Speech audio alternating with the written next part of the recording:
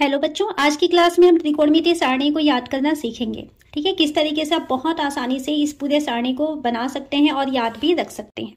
सबसे पहले 5 मान हमको याद रखने हैं, 0, 30 अंश, 45 अंश, 60 अंश और 90 अंश। ठीक है, तो हम एक चार्ट बनाते हैं और इसमें ऊपर ये 5 मानों को लिख लेंगे।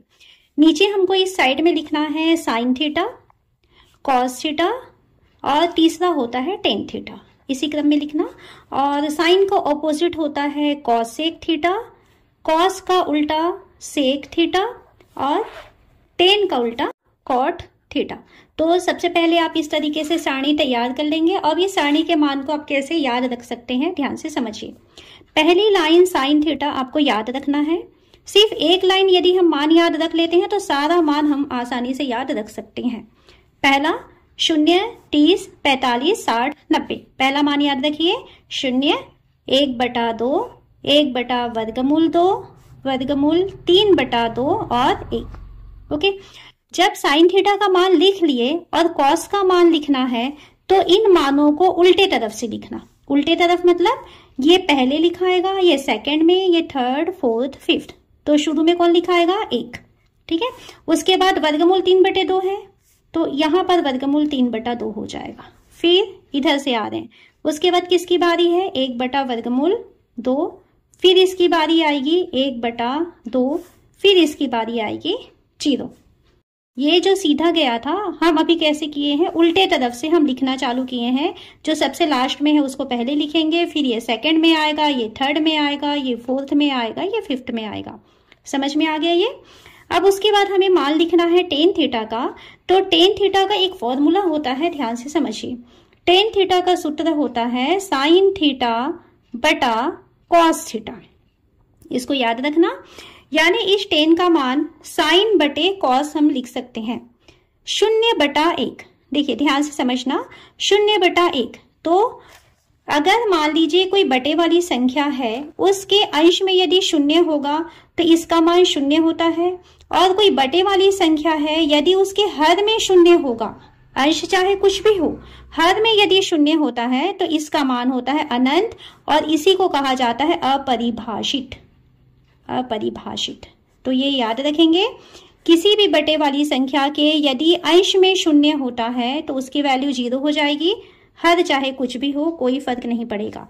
और यदि नीचे 0 होता है तब उसका मान होता है अपरिभाषित। ठीक है, चलिए टेन थीटा का मान लिखते हैं। टेन का मान होता है साइन बटा कॉस 0/1।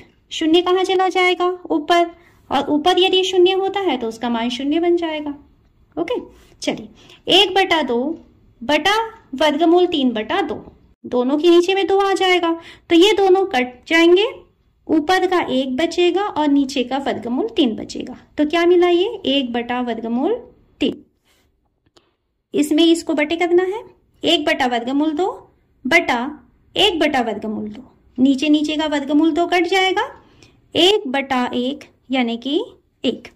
ओके, वर्गमूल 3/2 बटा 1/2, नीचे का 2 कट जाएगा, आपके पास मिलेगा वर्गमूल 3/1 और बटे में 1 को नहीं लिखा जाता, इस कारण से इसका मान हुआ वर्गमूल 3। 90 अंश का मान 1/0। 0 कहाँ जाएगा? नीचे, है ना, 1 के बटे में 0 करेंगे तो 0 अगर नीचे जा रहा है तो अभी मैं आपको बताई ना, अगर 0 नीचे में होता है, हर में होता है तो उसका मान होता है अनंत और ये अपरिभाषित। तो ये हो गया अनंत, या जिसको हम कहते हैं कि ये अपरिभाषित है। तो बेटा हमने साइन का लाइन याद रखा था 0, 1/2, 1/वर्गमूल 2, वर्गमूल 3/2 और 1। जब कॉस के लिखने की बारी आई तो हम यहां से चालू किए, 1 को पहले, वर्गमूल 3/2, 1/वर्गमूल 2, 1/2 और 0। ठीक है, दोनों लाइन जब हो गया तो टेन जब लिखना रहेगा तो साइन के बटे में कॉस बराबर टेन होता है, तो इसको बटे करिए 0/1। 0 यहाँ बटे लगाएंगे, 1/वर्गमूल 3 हो जाएगा, यहाँ बटे लगाएंगे 1 हो जाएगा, यहाँ बटे लगाएंगे वर्गमूल 3 हो जाएगा और यहाँ बटे लगाएंगे तो 1/0, इसलिए उसका मान अनंत हो गया। तीनों वैल्यू लिखा गया। अब हम लिखते हैं कॉसेक थीटा। कॉसेक थीटा किसका उल्टा होता है? साइन थीटा का, है ना। साइन को पलट दोगे, अंश और हर को यदि पलट दोगे तो बन जाता है कॉसेक। अच्छा, इस शून्य के बटे में कुछ भी नहीं था, मतलब क्या छुपा हुआ था? एक, है ना। हर संख्या में अगर बटे कुछ नहीं होता है उसका मतलब है वहां एक छुपा हुआ है। 0/1 को यदि हम उल्टा कर देंगे यानी 1/0 हो जाएगा, है ना। क्या बनाएंगे? 1/0। कहां चला गया ये शून्य? नीचे। तो इसका मान क्या हो जाता है? अनंत। ओके। 1/2 को उल्टा कर दीजिए, क्या बनाएगा? 2/1। बटे में 1 को नहीं लिखा जाता। इसको उल्टा कर दीजिए, वर्गमूल 2/1 हो जाएगा। नीचे में 1 को नहीं लिखा जाता, वर्गमूल 2 हुआ।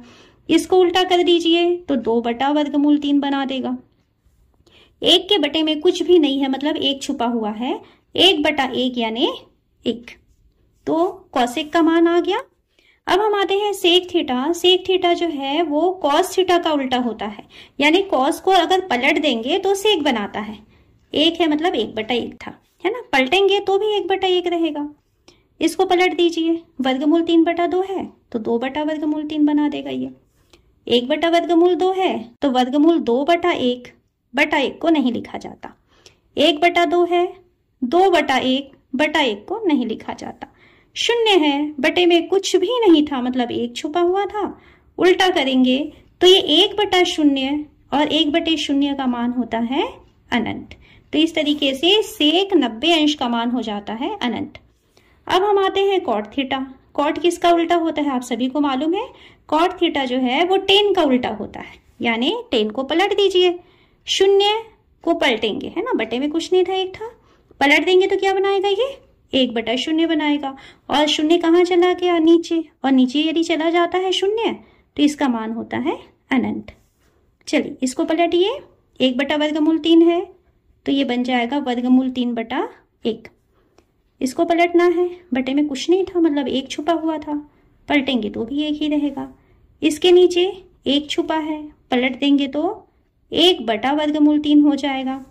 यहाँ पे देखो अनंत है, ये अनंत है। इसका मतलब नीचे 0 था, ऊपर कोई संख्या थी। यदि आप पलटोगे तो ऊपर में 0 चला जाएगा और इसका मान हो जाएगा 0। याद रखना 0 का उल्टा अनंत होता है और अनंत का जो उल्टा होता है वो 0 होता है। इसको याद रख लेना, ठीक है। 0 को यदि पलटेंगे तो अनंत बनाएगा और अनंत को यदि पलटेंगे तो 0 बनाएगा। सिर्फ 3 चीजें याद रखनी पड़ी। बटे वाली संख्या में यदि अंश का मान 0 होता है तो उसकी वैल्यू 0 होगी। हर का मान 0 होता है तो उसका मान अनंत होगा। और यदि हमें 0 का उल्टा करना है तो अनंत बनता है और अनंत का उल्टा होता है 0।